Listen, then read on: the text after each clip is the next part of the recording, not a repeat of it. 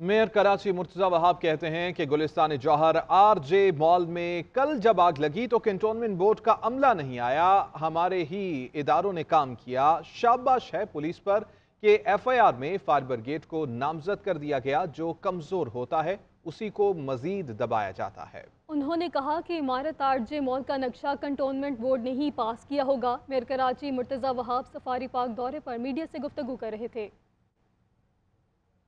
जो 35 लोगों की अल्हम्दुलिल्लाह जान बचाने में कामयाब हो पाए, वो काम भी केएमसी के जो स्नॉर्कल का अमला था, फायर ब्रिगेड का अमला था, उसी ने किया। जो रेस्क्यू टीम थी हमारी, बदकिस्मती के साथ काम भी हम लोग करते हैं और बुराई भी, तनकीद भी हमारे ऊपर ही होती है। उस बिल्डिंग का नक्शा बिल्डिंग कंट्रोल अथॉरिटी ने, केएमसी ने अप्रूव नहीं किया। उसका नक्शा कंटोनमेंट बोर्ड फैसल ने किया। उस नक्शे को रेगुलराइज भी वो भी कंटोनमेंट बोर्ड फैसल ने किया है।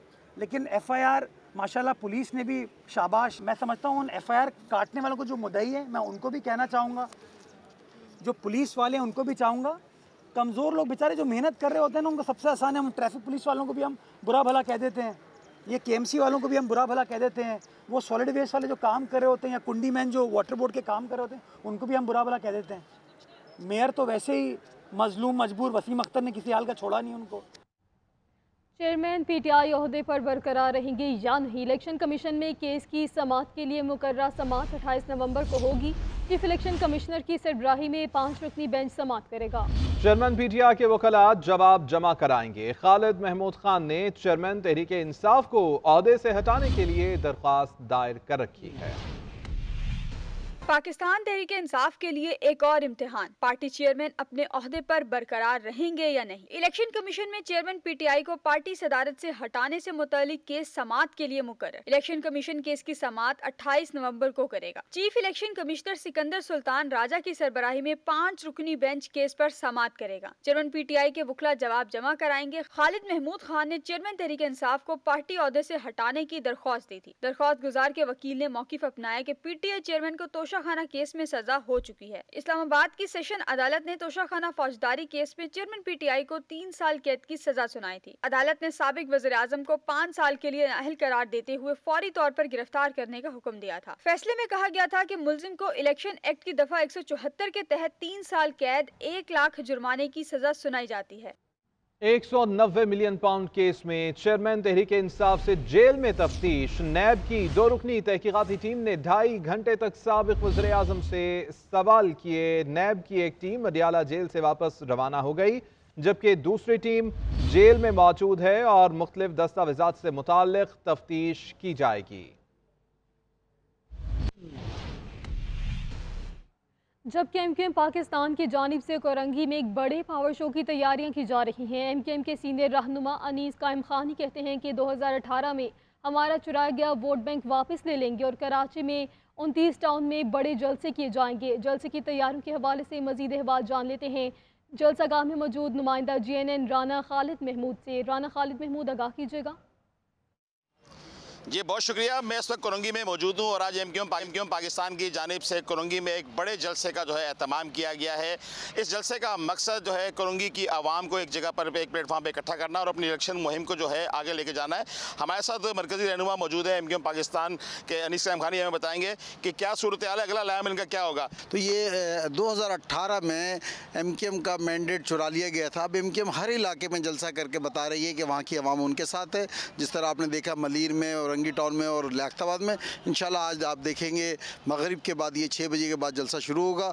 तो कोरंगी की आवाम भी इंशाल्लाह मोहर लगाएगी बड़ी तादाद में शिरकत करके और ये बताएगी कि 2024 का इलेक्शन एमक्यूएम का इलेक्शन है। देखा कि जैसे कि अनीस कायम खानी का ये कहना था कि कराची के 29 टाउन के अंदर जो इंतखाबी हवाले से जलसे किए जा रहे हैं, वहाँ की मुकामी आबादी उसमें शरीक होगी और 2018 में जो उनका मैंडेट चुराया गया था उसको वापस लिया जाएगा। जी आगे बढ़ेंगे, आपको बताएं कि लाहौर और दीगर अजला में आज भी फजा जहर आलूद है। स्मोक को कंट्रोल करने के लिए पंजाब के 10 अजला में स्मार्ट लॉकडाउन, कारोबारी सरगर्मियां मुकम्मल बंद है। मुतासरा अजला में नकलो हरकत महदूद है, जबकि दुकानें 4 बजे के बाद खोलने की इजाज़त होगी। Medical stores, petrol pumps, bakeries, किराना स्टोर्स खुले रहे। लाहौर के इलाके मॉल रोड को मुख्तलिफ मकामात से बंद किया गया, सिर्फ पैदल और साइकिल वालों को ही जाने की इजाज़त दी गई। फैसलाबाद और मुल्तान में स्मार्ट लॉकडाउन की खिलाफ वर्जी पर इंतजामिया हरकत में आ गई है।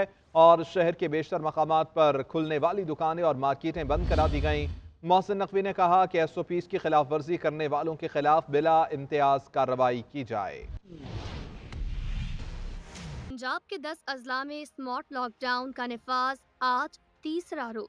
कारोबारी सरगर्मियां मुकम्मल बंद, दुकानें 4 बजे के बाद खोलने की इजाजत। Medical stores, petrol pump, bakeries, kirana stores खुले रहेंगे। लाहौर के इलाके मॉल रोड को मुख्तलिफ मकामात से बंद कर दिया गया, सिर्फ पैदल और साइकिल वालों को इजाजत दी गई। मुल्तान में स्मार्ट लॉकडाउन की खिलाफ वर्जी, फैसलाबाद में ताजरों और इंतजामिया की आंख मचोली जारी। इंतजामिया कारोबार बंद करवाती है तो ताजिर दुकानें खोल लेते हैं। लाहौर का एयर क्वालिटी इंडेक्स 350 से जायद, जबकि मॉल रोड के अतराफ कैंट, डिफेंस, कोट लखपत, जोहर टाउन में फजाई आलूदगी 400 से तजावुज कर गई। पेशावर, रावलपिंडी, इस्लामाबाद और हरिपुर में भी माहौलियाती आलूदगी की जद। लाहौर में फिजाई आलूदगी के खात्मे के लिए इकदामात। माल रोड पे गाड़ियों और मोटरसाइकिल्स का दाखिला बंद है, पैदल चलने और साइकिलिंग की इजाज़त है। शहरियों का कहना था कि हुकूमत के इस इकदाम से साइकिल कल्चर को फ़रोग मिलेगा। तफसीलात जानते हैं अहमद हसन की इस रिपोर्ट में।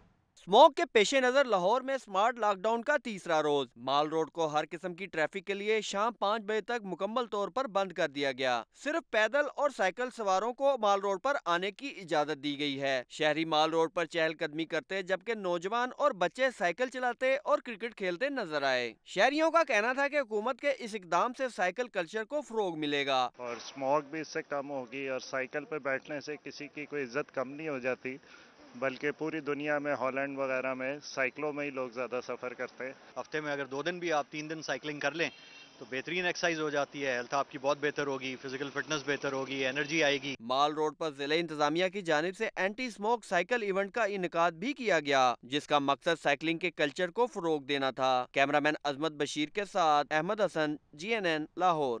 आपको बताएं कि इस्लामाबाद के इलाके शाहदरा में स्कूल बस हादसे का मुकदमा दर्ज कर लिया गया है। मुकदमा थाना भाराकहू में प्रिंसिपल महमूदुल हसन की मुद्दत में दर्ज किया गया। हादसे का मुकदमा बस ड्राइवर के खिलाफ 4 दफात के तहत दर्ज किया गया है और हादसे में खातून टीचर जाँ बहक, जबकि तलबा और स्कूल अमले समेत 22 अफराद जख्मी हुए थे। इस्लामाबाद के इलाके शाहदरा में स्कूल बस हादसे का मुकदमा दर्ज किया गया है और मुकदमा थाना भाराकहू में प्रिंसिपल महमूदुल हसन की मुद्दत में दर्ज किया गया। हादसे का मुकदमा बस ड्राइवर के खिलाफ 4 दफात के तहत दर्ज किया गया है। हादसे में खातून टीचर जाँ बहक, जबकि तलबा और स्कूल अमले समेत 22 अफराद जख्मी हुए थे। आपको ये बताएं कि इस्लामाबाद के इलाके शाहदरा में स्कूल बस हादसे का मुकदमा दर्ज कर लिया गया है। इसी हवाले से तफसीलात हासिल करेंगे। उस्मान भट्ट हमारे साथ मौजूद हैं। उस्मान भट्ट, कौन कौन सी दफात लगाई गई हैं? जी बिल्कुल, गुज़श्ता रोज़ इंतहाई अफसोसनाक वाक़या रूनुमा हुआ था। ये इस्लामाबाद का थाना बरकऊ है, उसमें इलाका है शाहदरा, वहाँ पर जहाँ से ट्रिप से आए जो बच्चे हैं वो हादसे का शिकार हुए और जब इब्तदाई तहकीकात सामने आई तो उसमें पता ये चला कि जो ड्राइवर था उसकी गफलत के बायस वाक़या जो है रूनुमा हुआ है। गुज़श्ता रात को ही जो है वो पुलिस की जानिब से ड्राइवर को गिरफ्तार कर लिया गया था और अब उसके ऊपर जो मुकदमा भी दर्ज कर लिया गया है। 4 दफा जो है वो शामिल की गई हैं। जो स्कूल के प्रिंसिपल हैं उनकी मुद्दत में ये मुकदमा जो है वो दर्ज किया गया है। जी ठीक है, बहुत शुक्रिया उस्मान भट्ट तमाम तर तफसीलात के लिए।